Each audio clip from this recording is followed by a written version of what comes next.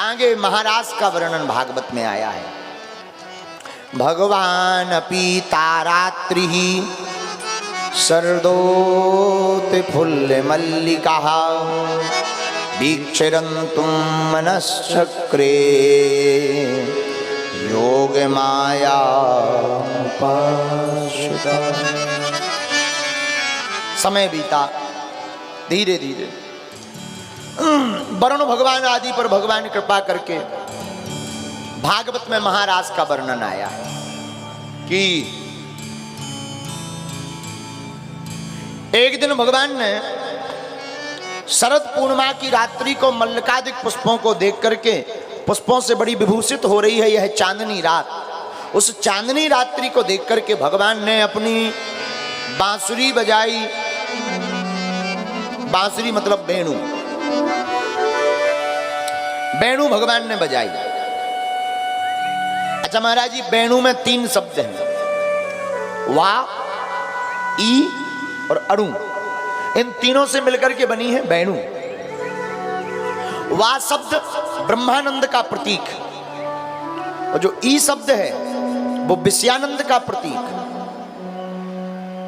अणु मतलब होता है छोटा, सूक्ष्म। लेकिन महाराज जी, जो ब्रह्मानंद विषयानंद दोनों जिसके सामने फीके हो जाएं, केवल और केवल प्रेमानंद ही बरकरार रहे, उसी का नाम है वेणु। जिसको सुनकर के विषयानंद ब्रह्मानंद दोनों फीके पड़ जाएं, केवल और केवल प्रेमानंद भगवान का प्रतीत होता दिखाई पड़े, उसी का नाम है वेणु। वेणु कई लोग बांसुरी कहते, बंसी कहते, मुरली कहते, अनेक नाम है। भगवान वेणु बजाने में बड़े माहिर हैं। गोपियां भी भगवान से बड़ा प्रेम करती हैं, इतना प्रेम कि जब भगवान गायें चराने के लिए जाते हैं तो गोपियां भगवान को देखे बिना आपस में भगवान के प्रेम की चर्चा करती हैं। गोपियां आपस में जब बैठती हैं संगोष्ठी में तो बात करती हैं। एक गोपी कहती, कान ना दूसरो नाम सुने, नहीं एक रंग रंगो यह डोरो, भो कहूँ दूसरो नाम करे, रस नाम के बांधी हला हल गोरो। एक गोपी अपने प्रेम में कहती है, अरे सखियो, हमारे कान गोविंद के नाम के अलावा कोई दूजा नाम ना सुने, हम तो यही चाहते हैं। बोले क्यों? बोले हम भगवान से इतना प्रेम करते हैं कि उनके नाम के अलावा कोई दूसरा नाम ना सुने। और किसी ने कहा अगर दूसरा नाम सुन लें तो? बोले सुनो, सुनना तो दूर की बात है, गोविंद के नाम के अलावा हमारी जिह्वा किसी दूसरे का नाम ले ले तो सखियों तुम्हें सौगंध है, हमारे मुंह को पकड़कर जहर में घोल देना, इसमें जहर भर देना ताकि मैं मर जाऊं, पर गोविंद के नाम के अलावा किसी और का नाम ना लूं। दूसरी सखी कहती, वाह, केवल तुम भर प्रेम करती हो, हमारी तो सुनो, हम कितना प्रेम करते हैं। हाँ तुम अपनी बताओ।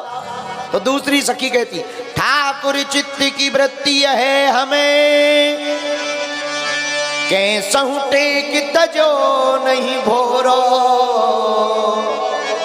ओ बाबरी वे अखियां जरी जाए जो, सांवरो छाण निहारत गोरो। दूसरी सखी कहती है, अरे सखी, तुम तो केवल इतनी बात कहती, मेरी सुनो, मैं तो सांवरे श्याम सुंदर के अलावा काऊ दूसरे गोरे व्यक्ति का सपना भी नहीं देखना चाहती। सखियों, मैं तो भगवान से प्रार्थना करती, हे भगवान, स्वप्न में सांवरे श्याम सुंदर के अलावा कोई दूसरा अगर आ जाए ना, मैं उसी रात मेरी आंखें फूट जाएं, मैं अंधी हो जाऊं, पर सांवरे श्याम सुंदर के अलावा मैं किसी और को ना देखूं। आहा, धन्य है इनका प्रेम। लेकिन तीसरी सखी कहती, अरे तुम अपनी कहती हो, मेरी हाल भी सुनो। हाँ तू सुना सकी? तो तो तीसरी सखी कहती है, गोपी ठाकुर चित्त की जो मोहिनी मूरत है, मैं तो इतनी पागल हूं, बाटन में घाटन में बीथन में बागन में वृक्षन में बेलन में बाटिका में वन में दरन में दीवारन में देहरी दरीचन में हीरन में हारन में भूपन में तन में कानन में कुंजन में गोकुल में दामन में धन में और घन में जहां जहां देखू तह श्याम ही दिखाई दे, सालिग्राम छाय रहे नैनन के मन में। है? तीसरी सखी बड़ी अद्भुत बात कहती। तीसरी गोपी कहती, अरे सखियो, हम तो श्याम सुंदर से इतना प्रेम करते हैं, बाटन में घाटन में बीथन में बागन में, यहां वहां बाग में घाट में दीवाल में बाग में दीवाल में, जहां जहां मैं देखूं मुझे तो सिर्फ और सिर्फ श्याम सुंदर ही दिखाई पड़ते हैं, उसके अलावा कोई दूजा हमें दिखाई नहीं पड़ता है। आहा, इन गोपियों के प्रेम की बात सुनकर के ब्रह्मादिक देवता लजा रहे हैं। आहा, उसी समय हमारे श्याम सुंदर कन्हैया गौ में चढ़ा कर आ गए। सोई सखियां हाथ जोड़कर खड़ी हो गई, सरकार हमारी सुनो। हाँ, मुरहर रंधन समये माँ कुरु मुरली रवम मधुरम नीरस में धोर सुताम कृषानुरप्येति किसुतरताम। भगवान बोले, कहो गोपियों। गोपियां बोली, सरकार आप बांसुरी बजाते, आप जो बांसुरी बजाते हो ना, हाँ, दोपहर में मत बजाया करो। भगवान बोले, क्यों? बोले, जिस समय आप बांसुरी बजाते हो उस समय हम सभी गोपियां अपने अपने घरन में भोजन बनाती हैं, तो दिक्कत क्या है? अरे बोले, महाराज दिक्कत ही दिक्कत है तुम्हारी बांसुरी में।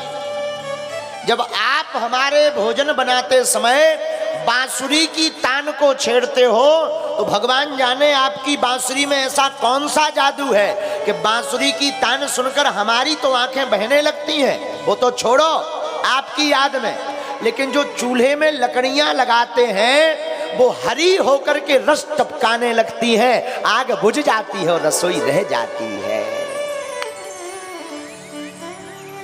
इतनी अद्भुत आपकी बांसुरी।